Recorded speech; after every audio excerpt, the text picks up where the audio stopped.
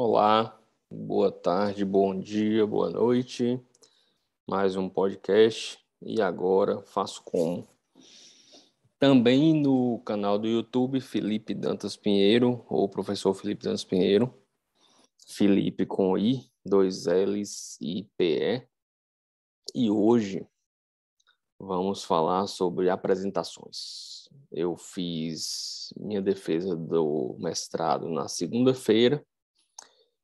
E algumas pessoas elogiaram bastante a apresentação em si, o modo como foi apresentado,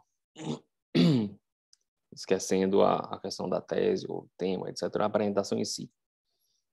E, particularmente, dois alunos pediram para falar sobre apresentações, como apresentar, apresentar trabalhos, apresentar TCC, né, a maioria no final da faculdade, apresentar um trabalho de conclusão de mestrado, doutorado, uma apresentação em congresso, como fazer uma boa apresentação. Então, a primeira coisa que eu fiz foi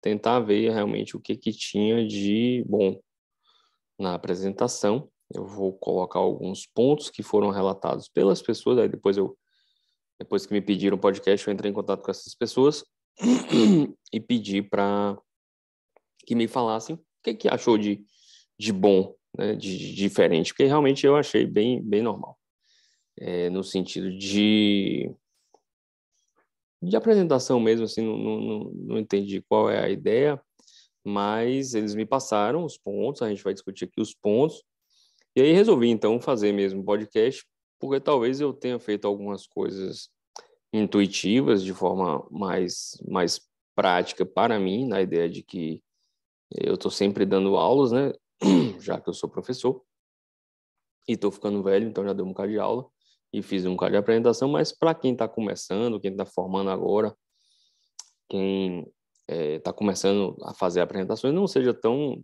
óbvio, então eu vou tentar destrinchar nesse podcast passo a passo do que eu normalmente faço quando tenho que dar uma aula importante, seja ali em congresso, uma banca, a banca do TCC, da defesa, uma aula em um simpósio, alguma coisa assim, tá certo?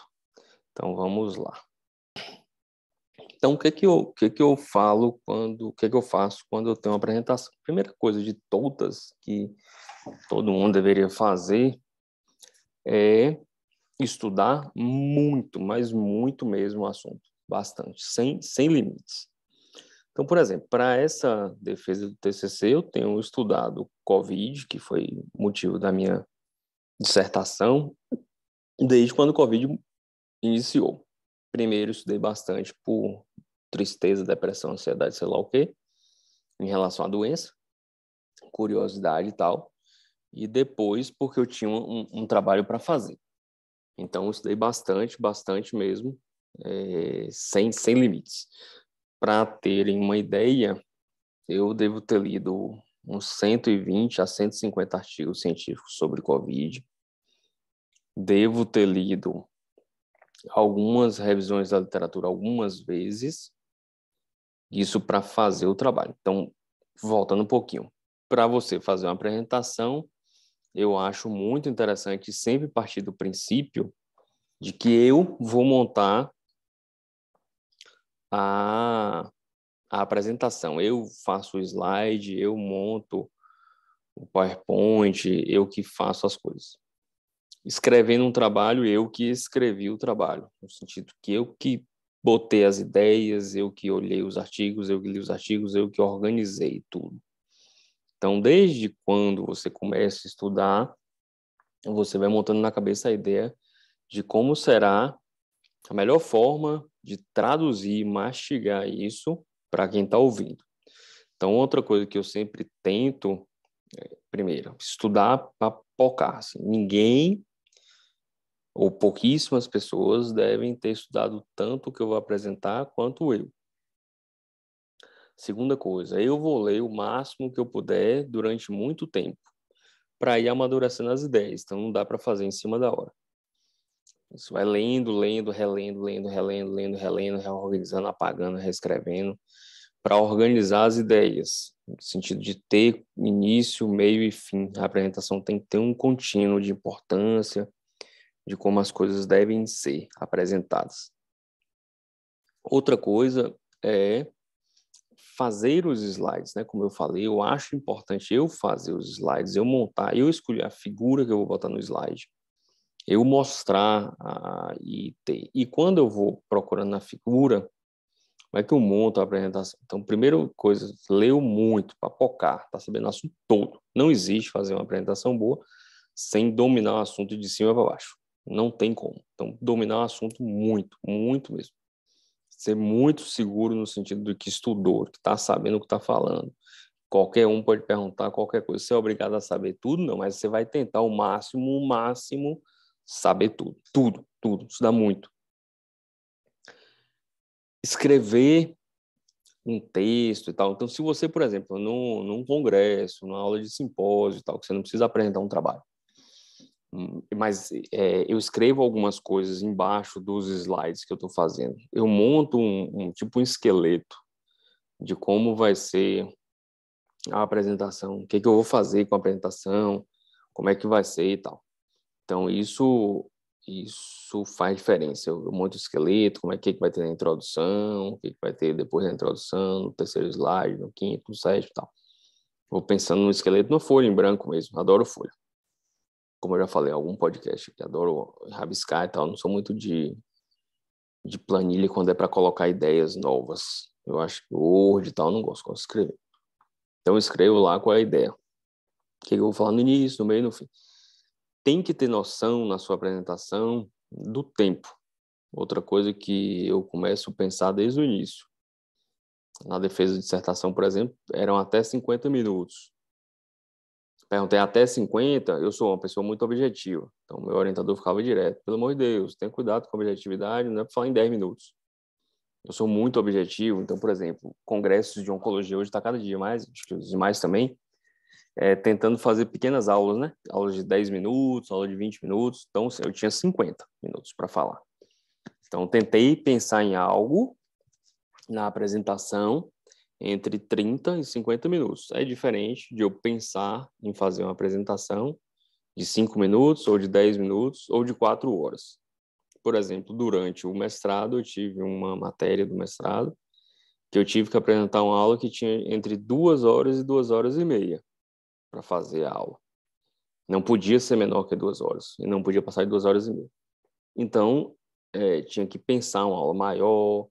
Então, quando você pensa uma aula grande, desse 2 horas, hora e meia, com um tempo longo para um tema pequeno, que era um tema muito pontual, eu pesquisei muito história, muito embasamento de quando tudo começou sobre o tema até o final. Então, era tudo muito profundo, apertando bastante. Quando você pensa a dissertação, que é até de 30 a 50 minutos, eu vou ter que fazer uma introdução, eu vou ter que falar um pouco sobre Covid, mas depois eu vou ter que apresentar meus resultados. Não dá para eu ficar falando um tempão sobre Covid e esquecer dos meus resultados. Não dá para falar correndo sobre Covid e falar dos resultados levando 200 horas. Primeiro fica chato, porque o resultado é muito número, muito intervalo e tal. Então, vou pensando o tempo. Tem que pensar o tempo. Papel também. O que você vai colocar, qual a média. Eu sempre gostei, e não sei de onde é que eu tirei isso, que cada slide deve ter em torno de 1 minuto. Então, se é de 30 a 50 minutos, você tem 30 a 50 slides. Se é 20 minutos, 20 slides. Se foram 2 horas e meia, essa aula aí que eu estou falando de 2 horas e meia, apresentei em 2 horas e 10, se não me engano, 2 horas e 5. Então, foram 110 slides. Não consegui colocar mais coisa. Então, isso aí é outra coisa. Tem que colocar um tempo, tem que pensar o tempo. Quando você vai lendo, e aí para organizar a apresentação. Então, escrevi minha dissertação, reescrevi, e vem lendo artigos e pensando. Quando você vai para a apresentação, é a apresentação de um trabalho seu para alguém.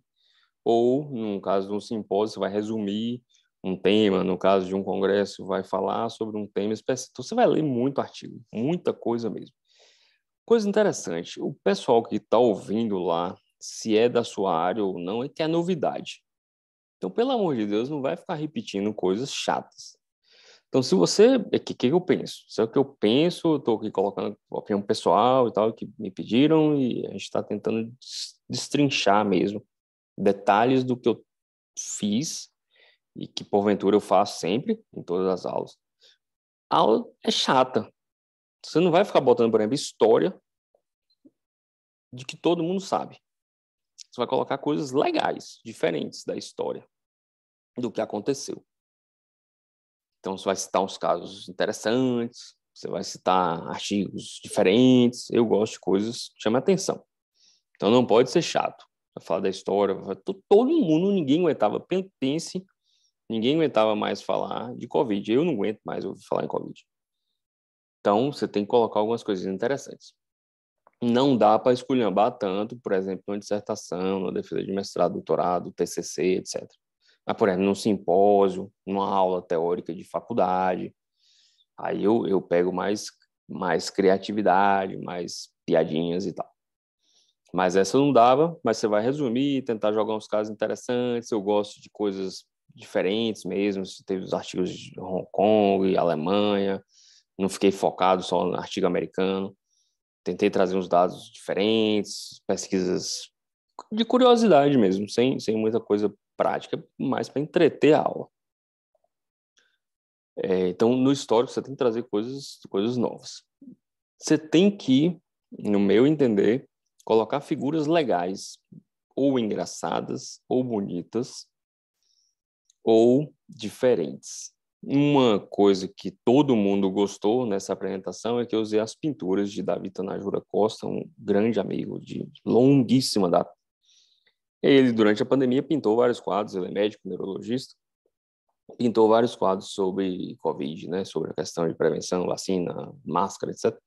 Eu usei vários quadros dele durante a apresentação, como ilustração.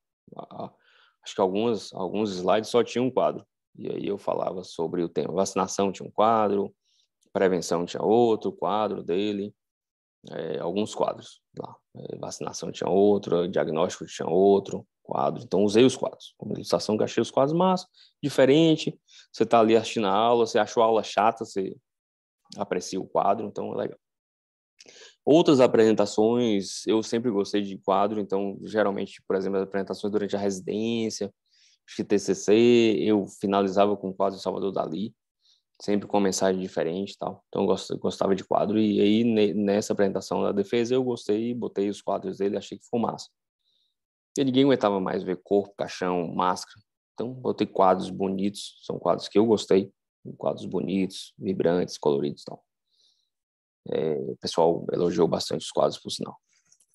Então, você vai tentando colocar coisas. Figuras legais, uma figura engraçada, um negócio que chama atenção. Quando vem uma tabela, eu tenho horror a preto e branco, eu gosto de cor. E aí, eu pinto mesmo de vermelho, de verde, de amarelão, de laranjão, circulo, risco, rabisco. Então, tem que ter destaque, tem que acordar quem está olhando. Não dá para ficar vendo lá. Porque é diferente de, por exemplo, dar uma aula teórica lá na UFPA, na Santo Agostinho, no quadro, você grita, dá um piti, solta uma piada, uma palhaçada, conta um caso esdrúxulo que aconteceu na vida e tal. Aqui é mais monótono, mais protocolar, na banca de TCC, no defesa, num simpósio, num congresso, um negócio mais protocolar. Então, você tem que ter algumas formas de não deixar a galera dormir. Então, sempre coloco cor quando tenho que citar tabelas, risco as tabelas, circulo, marco com cores. Quando eu tenho que citar números, eu sempre pinto os números mesmo de cor. O texto está todo quase não tem texto. Hoje eu pedi autorização ao programa de pós-graduação, ao orientador, e foram liberados, e vai estar no canal do YouTube, Felipe Dantas Pinheiro, a minha apresentação para quem quiser ver. dura uns 45, 43 minutos. Então, quando tem cor, eu cito a idade e tal. Eu vou colorir lá a idade, a palavra idade e o número, cor. Na hora que você bateu o olho, você enxergou a idade, está em vermelho, a cor é 65 anos. Em vermelho, você bateu a idade. Não vai misturar lá com sódio de 130 numa tabela, num negócio. Então, você tenta facilitar a vida de quem está enxergando.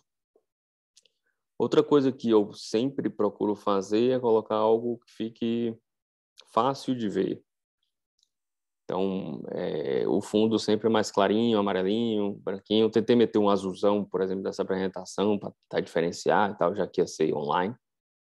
E não ficou bom. Aí eu sempre mando para algumas pessoas olharem, é questão estética mesmo, mando para a esposa, para amigos e tal. Dá uma olhada aí, vê, tá feio, tá bonito. E sempre ouço a opinião, tal. Corrigir os erros de português, sempre importante. É feio demais você estar falando e tem uma tosquidão ortográfica no meio da apresentação. É bizarro.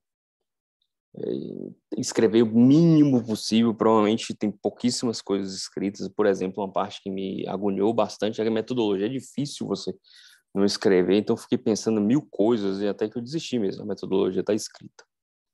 Com o mínimo de palavras que eu consegui colocar, mas está escrita.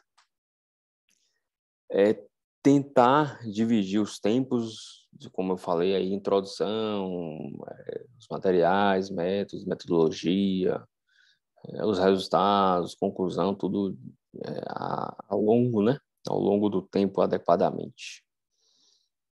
Deixa eu ver o que mais que normalmente eu faço nas apresentações. Eu vou, por exemplo, aí coisas mais recentes. Eu vi, marcou a defesa 23 de maio, tá marcada, faltando uns, sei lá, um mês, eu acho, marcou. Eu lia minha dissertação todos os dias, uma vez por dia, durante acho que 15 ou 21 dias, que foi o período que eu fiz a apresentação. Acho que uns 15 dias eu fiz a apresentação. Eu fiquei lendo todo dia eu lia, tava quase decorando a dissertação. Então, relia. Quando achava que tinha alguma coisa que eu tinha escrito, não lembrava mais do artigo, onde é que foi, como é que foi, eu procurei o artigo, reli alguns artigos aí, nessas últimas 2 semanas. E toda vez que eu estava lendo, eu estava pensando o que eu ia falar, qual a figura que ia aparecer na apresentação e tal. Depois eu olhava a apresentação. E ia enxertando ali de figura, colocando figura, pontos de onde eu vou falar isso, onde eu vou falar aquilo. E tentava montar uma ordem. Porque não dá para você pegar a dissertação e ficar falando lá, porque não é a mesma ordem. E é chato, né? Você não vai ler uma dissertação de sei quantas páginas durante 50 minutos. Então, eu fiquei lendo. Todo dia eu li. Li todos os dias uma vez a dissertação inteira. E o artigo também. Vi as tabelas todas e tal. E lia. E depois olhava os slides. Para lembrar. Então, mudei muito a ordem dos slides. Mudei muito, acrescentei coisas, tirei coisas ao longo dessas 2 semanas. Na última semana, faltando 5 dias, 7 dias, na verdade, que foi na segunda anterior, eu fiz meu primeiro ensaio. Então, como eu venho fazendo podcast, dando aula e tal, hoje eu faço menos ensaios, mas já cheguei a fazer muitos ensaios. Fiz uma apresentação uma vez num congresso sobre câncer e doenças metabólicas, que acho que eu ensaiei umas 10, 15 vezes. Ensaiei um bocado. Marcado, cronometrado, olhando as coisas. Já fiz ensaios que eu gravei para ver se estava falando certo.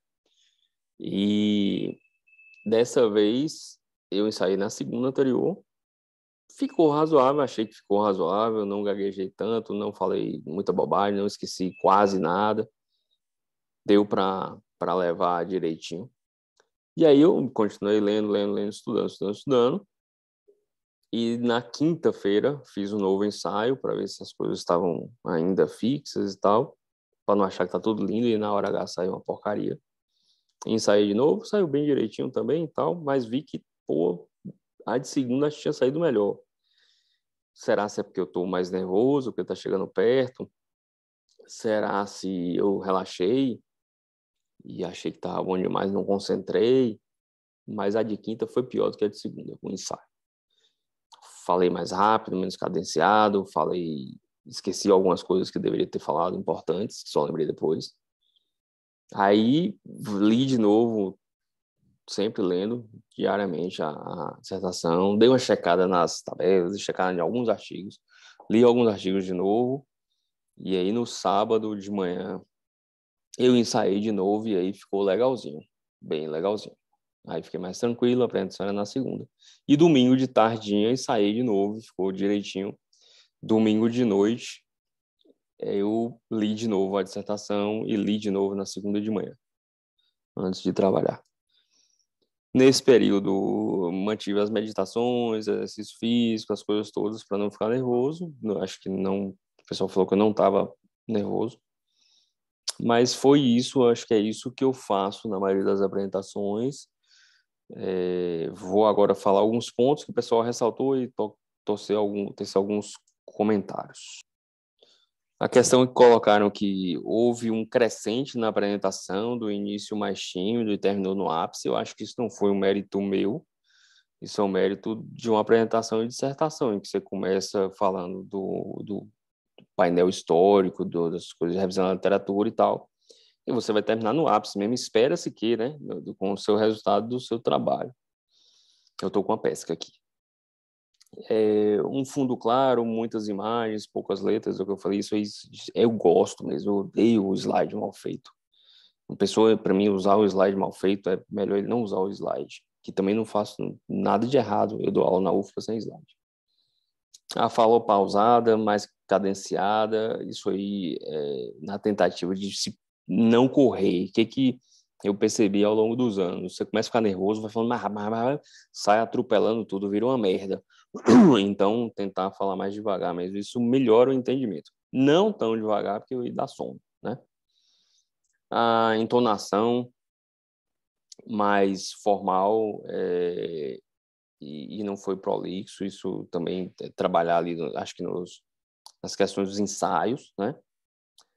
Falaram do tempo, que foi certinho, teve uma criatura doida que cronometrou e colocou que dividiu o tempo, que o tempo foi de 25 minutos na parte de introdução e revisão de literatura e mais 20 minutos aí na parte de pesquisa, resultados e tal, que ficou meio a meio, não foi ensaiado temporalmente, mas nos slides sim. Então, se eu coloco já que meu padrão é um slide por minuto e que eu pretendo ter um número de slides menor, como se estivesse fazendo uma redação mesmo, um número de slides menor para introdução, maiorzinho para revisão da literatura, depois metodologia um pouquinho e um maior para os resultados, o artigo, etc., você vai acabar equilibrando, já que seus slides têm mais ou menos a mesma duração de tempo.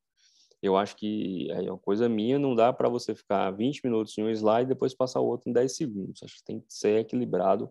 A mudança de slides a cada minuto eu acho interessante, porque você mostra figuras novas para quem está assistindo a cada minuto. Então a coisa muda, aparece, fica lá 10 minutos, 20 minutos no mesmo slide, acho que cansa. Aí é melhor não ter slide. Um outro falou aqui da questão do conhecimento técnico de forma compreensível para qualquer ser humano. Isso aí é importante, esqueci de falar. Toda vez que eu vou fazer uma aula, simpósio, aula para os alunos, aula para qualquer, a primeira coisa, você tem que saber quem vai ouvir. Se tem noção, não tem das coisas. Então é diferente eu dar uma aula para o quinto semestre, quarto semestre, na AFA, na UFA, de eu fazer uma explanação para um internato e diferente de eu falar com a galera da residência de clínica médica. Então, isso é completamente diferente de fazer uma defesa, diferente de falar num simpósio que só tem um oncologista. Então, tenho que explicar algumas coisas. E aí, isso sempre tento, principalmente, por exemplo, nessa aula da defesa, eu fiquei tentando simplificar ao máximo, por exemplo, o mecanismo de entrada do vírus na célula. Tentei e coloquei uma figura que eu achei muito legal, a figura da mudança das variantes de coronavírus ao longo do tempo nos Estados Unidos. Eu queria fazer no Brasil, o mundo, mas não tinha dados. Então ficou uma figura bem colorida, legal, que mostrava como as variantes mudavam ao longo do tempo. Então eu tento, isso aí é uma questão que você tem que buscar, dar trabalho, espremer as coisas, é uma questão mais que eu acho. Eu sou professor e o professor tem que mastigar as coisas e tentar fazer a criatura entender. De alguma forma. Aí colocaram que eu não me prendi aos tópicos do slide, mas mencionou tudo, né, que tinha que falar ali e tal. Mencionei tudo lá, mas não fica preso. Então, é aquilo, quando eu falei, eu estou lendo a dissertação, lendo, eu vou pensando, e eu li, sei lá, uma página da dissertação, 2 páginas, e eu pensei em uma figura, um quadro, por exemplo, um dos quadros que eu coloquei de Davi, que era de um indígena, usando máscara, se não me engano. E aí, aquilo tudo, só aquele quadro, eu vou falar toda a questão de fator de risco, de etnia, de socioeconômico e tal. Então, aquilo tudo me traz as coisas que eu tenho que falar. O slide, para mim, é para lembrar os pontos, tipo um ponto de marcação, o que eu tenho que falar. Não é para eu ficar lendo. Raciocínio lógico, longo da apresentação, apesar das respostas, teve um contínuo. Isso é aquela coisa que eu coloquei de falar, de fazer num papel, pegar uma folha de papel, mesmo folha de ofício, e escrever um esqueletão do que você vai falar. Isso dá ideia de uma redação, né? Foi como se fosse fazer uma redação. Lá, introdução, desenvolvimento e conclusão, igual a tia falava lá, né, na escola. Então, eu acho que tem que ter isso na apresentação. Não dá para sair falando tudo, volta, vai. Acho que confunde a cabeça. Quando você tem uma linha de raciocínio, as coisas fluem melhor. Não teve repetições, isso aí é com tanto olhar slide, eu tirei muito slide, chegou a bater acho que 80 slides, depois foi caindo, porque eu via que isso aí, principalmente nos ensaios, e lendo e olhando os slides, não ensaiando, mas só olhando os slides, depois que eu li a dissertação, eu ficava lendo os slides, eu vi que tinha muita coisa que, pô, esse negócio tá repetindo, aí ia tirando. Isso evita ficar repetindo ideias. E aí a questão de mostrar segurança e tal, e mostrou vontade, isso aí tudo assim, é aquilo que eu falo, assim, eu fiz uma dissertação, eu escrevi o livro do trabalho, tudo, então eu tenho conhecimento do que eu estou falando. A ideia não só em dissertação ou outros trabalhos, se eu vou fazer uma aula que me pedem, por exemplo, de vez em quando na AF, Santo Agostinho, me pedem para dar aula para um semestre que normalmente eu não estou lá como na lista de professores daquele semestre. Então, por exemplo, no semestre passado eu acho que eu dei uma aula sobre linfonodomegalia e seus riscos, avaliações e tal de linfonodomegalias. E eu falo, joia, eu dou aula, me pergunto, pode dar aula? Pode, porque eu gosto de linfonodomegalia, eu trabalho em linfonodomegalia, eu entendo de linfonodomegalia, eu faço oncologia, então eu gosto, pá, vou. Aí me chamam para dar aula, me chamaram há pouco tempo para dar aula sobre nódulos da tireoide. Eu não gosto de nódulos da tireoide.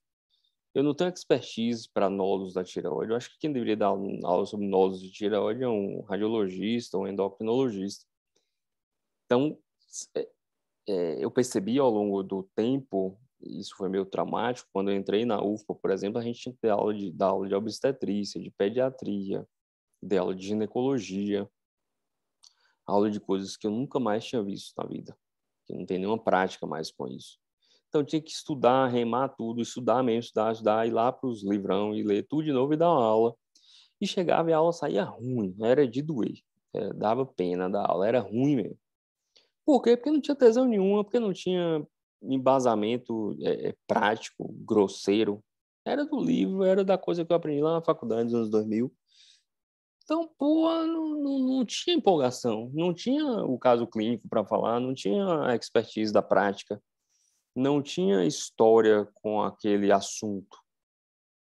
Era copiou, colou, decorou, cuspiu. Então ficava ruim mesmo, eu reclamava disso. Graças a Deus, hoje eu dou aula de oncologia, internato, clínica médica e tal. Então, ter segurança e falar com segurança e mostrar vontades é aula do que você gosta de trabalhar, né?